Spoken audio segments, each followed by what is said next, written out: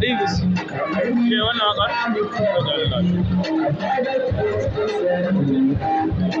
Za a yi wannan waƙar.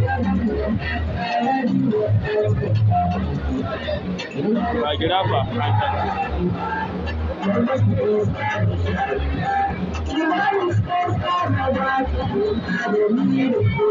gida ba sun dauko an dauko gida ba idan ba ka wani wando da belin ya ci wando